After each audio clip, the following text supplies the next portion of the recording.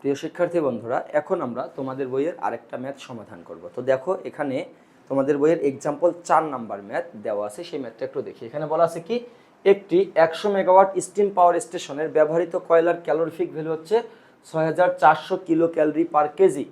স্টেশনের thermal efficiency 30% ও electrical efficiency 92%। প্রতি ঘন্টায় ব্যবহৃত কয়লার পরিমাণ নির্ণয় করো যখন স্টেশন ফুল রেটেড আউটপুট সরবরাহ করে। ফুল রেটেড আউটপুট সরবরাহ করে, এই কথাটা বলছে।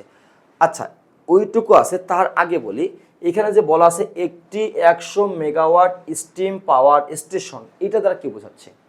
100 মেগাওয়াট স্টিম পাওয়ার স্টেশন, এটা দ্বারা বোঝাচ্ছে পাওয়ার প্ল্যান্টের ক্যাপাসিটি। পাওয়ার প্ল্যান্টের কি ক্যাপাসিটি, অর্থাৎ একটা পাওয়ার প্ল্যান্টকে কতটুকু উৎপাদন করার জন্য স্থাপন করা হয় সেটা হচ্ছে তার কি ক্যাপাসিটি, প্ল্যান্ট ক্যাপাসিটি। যতটুকু উৎপাদন করার জন্য স্থাপন করা হয় সেটা হচ্ছে তার প্ল্যান্ট ক্যাপাসিটি। এবং যদি সে ফুল লোডে চলে, রেটেড ফুল লোডে চলে, তাহলে তার প্ল্যান্ট ক্যাপাসিটি যেটা আছে ততটুকুই সে উৎপাদন করতেছে, এবং সেইটাই তার অ্যাভারেজ ভ্যালু। কারণ একটা পাওয়ার প্ল্যান্ট যা উৎপাদন করে সেটাকে আমরা অ্যাভারেজে হিসাব করি, সব সময় হিসাব করি সে অ্যাভারেজে এতটুকু উৎপাদন করতেছে। এখন যদি ফুল লোডে চলে, তাহলে ফুল লোডে যেটা চলতেছে তার মানে তার প্ল্যান্ট ক্যাপাসিটি সেটাই সে উৎপাদন করতেছে, এবং কি ওইটাই তার এখন কি অ্যাভারেজ হয়ে যাবে। তাহলে আমরা বলতে পারি এখানে যেটা দেওয়া আছে এটা অ্যাকচুয়ালি প্ল্যান্ট ক্যাপাসিটি, এখন এই প্ল্যান্ট ক্যাপাসিটিটাই তার অ্যাভারেজ। কেন অ্যাভারেজ? কারণটা হচ্ছে কি, তার বলছে কি ফুল রেটেড আউটপুট লোড সরবরাহ করে। তাহলে রেটেড আউটপুট লোড যেটা সরবরাহ করে তার মানে 100 মেগাওয়াটেই কি করে সরবরাহ করে, এটা দেওয়া আছে। তো যদি হয় তাহলে এখন বলছে কয়লার ক্যালোরিফিক ভ্যালু, অর্থাৎ 1 কেজি যদি কয়লা পোড়াই এতটুকু কি তাপ উৎপন্ন হয়। এবং এরপরে বলছে কি এর থার্মাল ইফিসিয়েন্সি দেওয়া আছে, ইলেকট্রিক্যাল ইফিসিয়েন্সি দেওয়া আছে, প্রতি ঘন্টায় ব্যবহৃত কয়লার পরিমাণ নির্ণয় করো। ম্যাথগুলো সব প্রায় সেম। বলছে কি প্রতি ঘন্টায় ব্যবহৃত কয়লার পরিমাণ নির্ণয় করো। আর প্রতি ঘন্টায় ব্যবহৃত কয়লার পরিমাণ নির্ণয় করতে গেলে আগে জানতে হবে ওই 1 ঘন্টায় সে কতটুকু উৎপাদন করে। 1 ঘন্টায় কতটুকু উৎপাদন করে সেটা জানতে হবে। তাহলে আমরা যদি বলি তার অ্যাভারেজ হচ্ছে কত, 100 মেগাওয়াট, তাহলে এখন অ্যাভারেজের সঙ্গে ঘন্টা গুণ দিলে কি পাবো? 1 ঘন্টা গুণ দিলে কি সেটা পাচ্ছি 1 ঘন্টার উৎপাদন। আর 1 ঘন্টার উৎপাদন যদি আমি পাই তাহলে আমি বাইর করতে পারবো সেখান থেকে কি কতটুকু কয়লা লাগে। তাহলে এখন আসি, প্রথমে বিষয়টা এইরকম দাঁড়াচ্ছে, একটা পাওয়ার প্ল্যান্ট আছে, পাওয়ার প্ল্যান্টের এটা হচ্ছে বয়লার, তারপর এটা হচ্ছে কি টারবাইন, বয়লার টারবাইন, এরপরে যেটা আছে সেটা হচ্ছে কি অল্টারনেটর, এখান থেকে বিদ্যুৎ উৎপাদন হচ্ছে। তো এইখান থেকে 1 ঘন্টায় কি উৎপন্ন হচ্ছে 100 কিলোওয়াট আওয়ার, যদিও বা কিলোওয়াট বলা আছে তার সঙ্গে 1 গুণ দিলে কি হয়ে যাচ্ছে 100 কিলোওয়াট আওয়ার। এই যে 100 কিলোওয়াট আওয়ার 1 ঘন্টায় উৎপাদন হচ্ছে, এর জন্য এখানে কত কেজি কয়লা লাগবে সেটা বের করতে বলছে। কত কেজি কয়লা লাগবে সেটা বের করো। যদি এটা বের করতে চাই তাহলে এখন কথা হচ্ছে কি, এই যে 1 কিলোওয়াট আওয়ার আছে এর সমপরিমাণ আমাকে আগে তাপ উৎপন্ন হয় কতটুকু সেটা বের করতে হবে। 1 কিলোওয়াট আওয়ারের সমপরিমাণ তাপ, তারপরে সেটাকে কোথায় নিয়ে আসবো, ইনপুটে নিয়ে আসবো। আর ইনপুটে বলা আছে 1 কেজি কয়লা পড়লে এতটুকু তাপ উৎপন্ন হয়। তাহলে আমার এখানে যতটুকু কয়লা ছিল বা যতটুকু তাপ ছিল সেই তাপের জন্য কতটুকু কয়লা লাগে সেটা বের করতে পারবো। তাহলে এখানে প্রথমে আমাকে যেটা করতে হবে সেটা হচ্ছে কি, এই যে 100 কিলোওয়াট আওয়ার আছে এটাকে সমতুল্য তাপে রূপান্তর করতে হবে। আর আমরা জানি 1 kilowatt hour equal to 860 kilo calorie. তাহলে এখন এখান থেকে আমরা লিখতে পারি, প্রথমে আমরা যেটা লিখবো সেটা হচ্ছে কি অ্যাভারেজ লোড বা অ্যাভারেজ উৎপন্ন পাওয়ার। সেই অ্যাভারেজ উৎপন্ন পাওয়ার বা অ্যাভারেজ লোড, এই অ্যাভারেজ লোডটা কি হবে, এখানে যেটা দেওয়া আছে সেটা হচ্ছে কি 100 মেগাওয়াট দেওয়া আছে, মেগাটাকে কিলোওয়াট করে নেই ইনটু এর সঙ্গে 1। তাহলে এখন যেটা হয়ে গেল সেটা হচ্ছে কি কিলোওয়াট আওয়ার।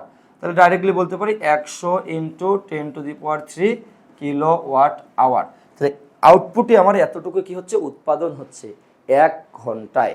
তো 1 ঘন্টায় যদি এতটুকু উৎপাদন হয় তাহলে এইটুকুর জন্য কতটুকু তাপ উৎপন্ন হচ্ছে, অর্থাৎ এখানে যে আউটপুট আছে আউটপুটের সমপরিমাণ, এখানে আউটপুট হচ্ছে ইলেকট্রিক্যাল শক্তি, সেই ইলেকট্রিক্যাল শক্তির সমপরিমাণ তাপ কি হবে সেটা আমাকে জানতে হবে। তাহলে আমরা যদি এখানে লিখি যে আউটপুট পি আউটপুট এর ইলেকট্রিক্যাল শক্তির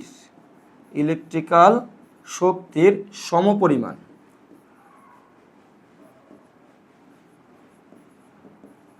ইলেকট্রিক্যাল শক্তির সমপরিমাণ কি বার করব, হিট, সমপরিমাণ হিট, যদি সমপরিমাণ হিট হয় সেই হিটটা কি হবে, আমরা জানি 1 কিলোওয়াট আওয়ার সমান 860 কিলো ক্যালোরি, আর এখানে দেওয়া আছে এতটুকু, তাহলে এত সমান কি হবে, গুণ করে দিতে হবে।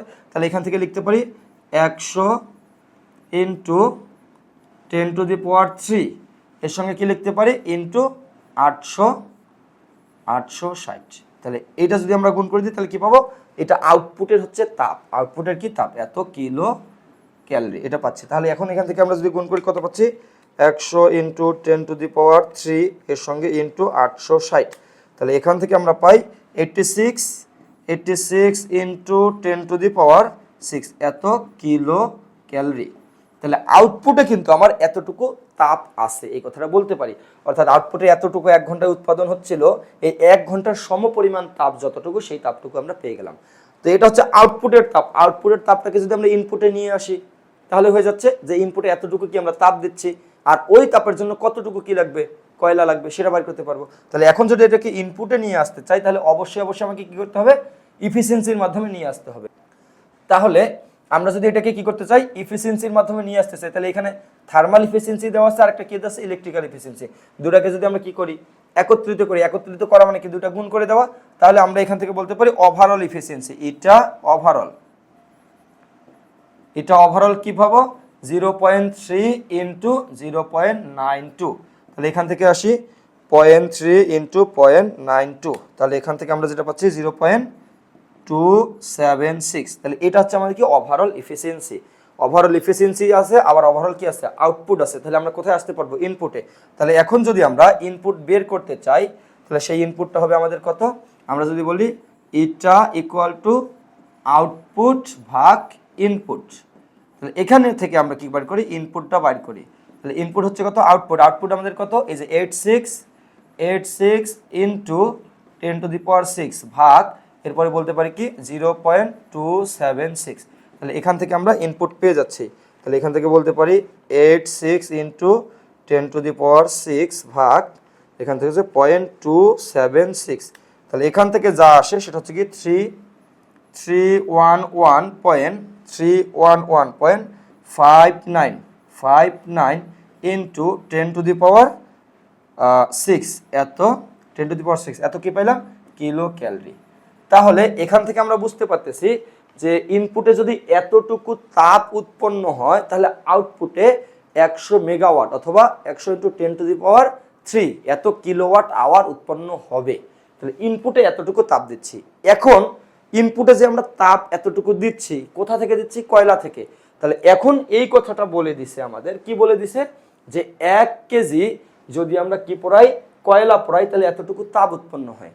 তাহলে এখান থেকে এই কথাটা বলতে পারি যে 6400 কিলো ক্যালোরি তাপের জন্য 1 কেজি কয়লা দরকার।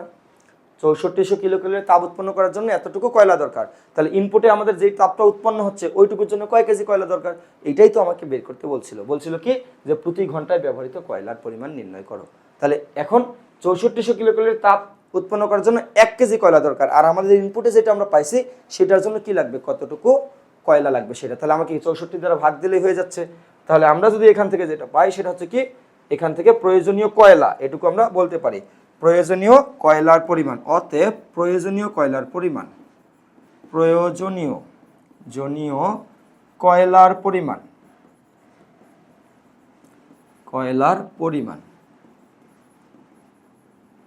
তাহলে এই প্রয়োজনীয় কয়লার পরিমাণ কি হবে, আমার এতটুকু উৎপন্ন হচ্ছে 311.59 ইন্টু 10⁻6 ভাগ এখান থেকে 6400, তাহলে কি পাবো, এত কেজি। তাহলে এখান থেকে যদি আমরা পাই ভাগ 6400, তাহলে এখান থেকে পাচ্ছি 48686.59 এত কেজি।